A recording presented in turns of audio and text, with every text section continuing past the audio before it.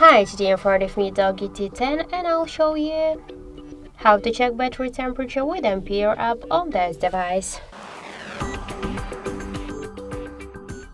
So to do that, we should first open the Play Store app and in the search pool enter the Ampere. Here you will see the install button, tap on it to get this application, and after that we should wait a couple of seconds and open the app. So here click yes, I agree, tap to close, say OK, and we'll see here information about our battery temperature. In my case that's 27 and 8 degrees. Also we got here more information like the battery health, capacity, voltage, Android version and more other info. So that's it, thank you for watching, and if you find this video helpful, leave like, comment and subscribe our channel.